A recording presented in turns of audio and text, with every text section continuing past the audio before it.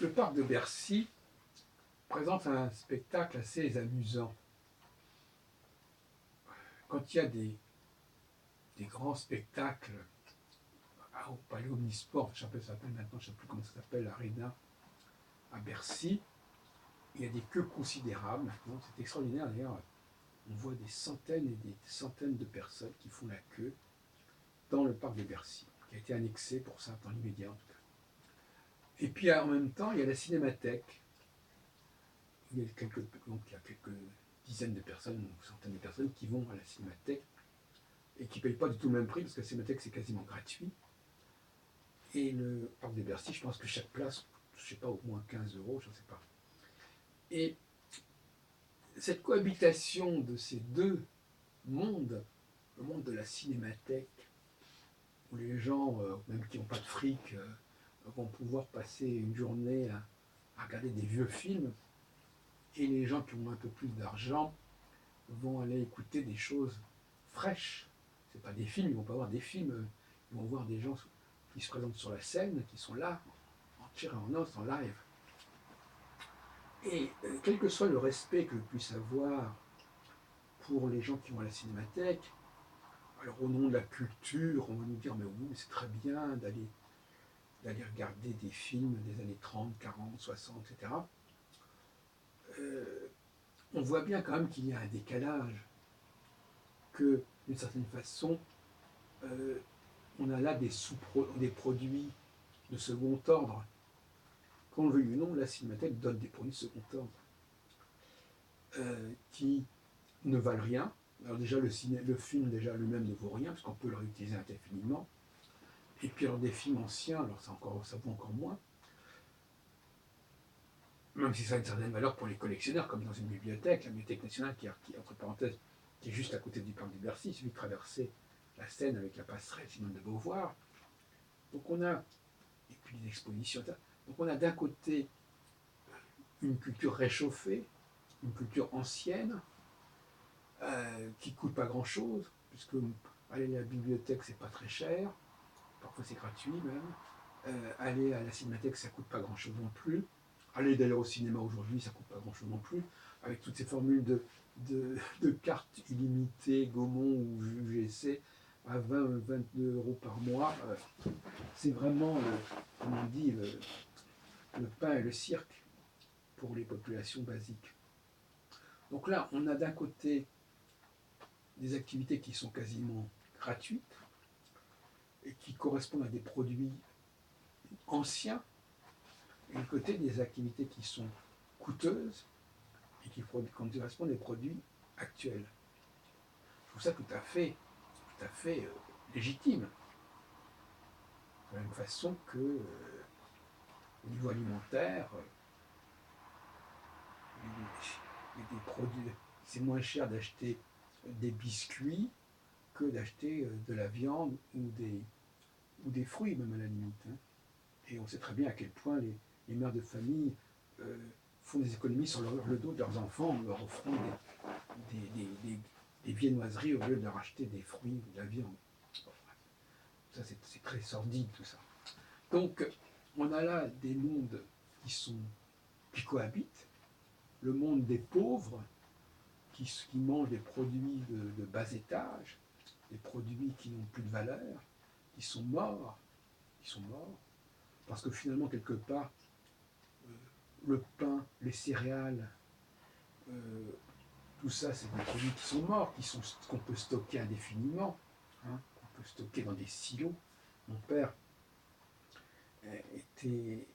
était responsable, dans le cadre de l'ONIC, de l'Office national d'interproduction des céréales, de cette histoire des silos, qu'il fallait, comme ça, on a construit d'énormes silos, un peu comme dans l'Égypte de Joseph, avec les 7 vaches grasses et 7 vaches maigres. Donc, on stocke, et on stocke des produits qui ont très peu de valeur, en fait. Et en revanche, les produits qu'on ne peut pas stocker, ils ont beaucoup plus de valeur. Et là encore, on a le même problème. Donc, on a cette confrontation des niveaux de qualité, des niveaux économiques, constamment. Je crois qu'on ne fait pas assez attention à cela. Si les gens étaient plus conscients de se dire, mais attendez, qu'est-ce qu'on me donne à manger, moi? qu'est-ce qu'on me donne comme nourriture, intellectuellement, matériellement, hein, et se rendre compte qu'on leur donne de la merde, quelque part. Ou alors, au contraire, il y a des choses qui sont beaucoup plus valables, qui sont beaucoup plus chères, beaucoup plus vivantes, beaucoup plus vivantes. Et voilà, ce sont des... Alors, donc, il y a des gens qui se nourrissent de produits avariés, de produits qui n'ont aucune valeur, de produits de ville, et d'autres personnes qui se nourrissent avec des produits de qualité. De qualité, parce que cette qualité, c'est la qualité de ce qui est vivant. Et pour les concerts, c'est pareil, il y a des concerts gratuits, etc. Mais les concerts, il y a vraiment quelque chose de vivant, hein, et ben, ça a une certaine valeur. C'est tout, c'est comme ça, malheureusement. Hein. Donc on permet comme ça à des gens qui n'ont pas les revenus qui reviendraient à leur statut, eh bien ils vont se consoler en consommant des produits de second ordre. Ça aussi, c'est un scandale. Hein. Bon, maintenant, il faut essayer de revenir sur ce problème-là et en se disant, mais bien entendu, on ne dit pas qu'il n'est pas intéressant d'aller écouter Chopin ou d'aller voir un film de Eisenstein ou je ne sais quoi, mais c'est surtout, à mon avis, important pour ceux qui en font carrière, qui en font profession, qui sont historiens, qui sont créateurs, et qui peuvent effectivement s'inspirer de tout cela. Mais pour des gens qui sont simplement en tant que public, il est évident que ce public, lui, il doit exiger des produits de qualité. De qualité, c'est-à-dire de...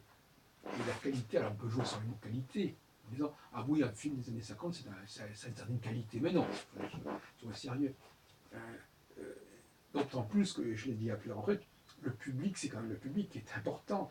Et applaudir une pièce qui est connue et reconnue depuis 50 ans, le public, il a un mérite quelconque à faire ça? Aucun mérite. Parce qu'il ne fait que ressasser quelque chose qui a déjà été reconnu depuis des décennies. Donc il n'a aucun mérite. Donc même ce public-là, lui-même, il ne vibre pas véritablement, il ne choisit pas véritablement des gens valables, il ne fait que reprendre, remarcher sur les pas qui ont été ceux des prédécesseurs. C'est n'importe quoi, c'est nul. Bon. Donc il faut quand même comprendre cette dualité. Et comme je le disais tout à l'heure, il faut reconnaître que dans certains cas, la société se dédouane de ce qu'elle doit aux gens, donc elle ne les paye pas, elle ne leur donne pas des choses, elle ne leur donne pas les moyens de se nourrir intellectuellement et physiquement avec des choses de vraie valeur. Et donc, au nom de la culture, les gens se contentent de consommer des produits éculés, obsolètes, qui ont fait leur temps, qui ont été reconnus en leur temps, et les gens qui ont vraiment de l'argent, eux, ils sont invités à aller au théâtre et non pas au cinéma, aller aux soirées spectacles vivants et non pas d'écouter des œuvres du passé, etc. Il y a cette espèce de dualité qui est absolument fondamentale et dont on n'a pas assez pris conscience aujourd'hui.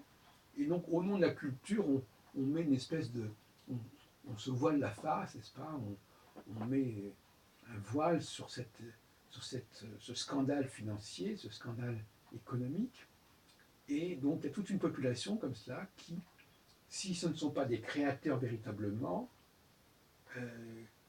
parce qu'eux, au moins, ils créent du vivant eux-mêmes, donc ils n'ont pas de problème à ce niveau-là.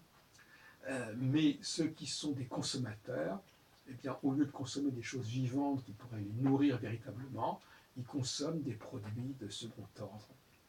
Et combien de personnes comme ça, avec un budget de 40 ou 50 euros par mois, peuvent passer leur temps à aller voir les films qui sortent, tous les films qui sont passés dans le passé, etc.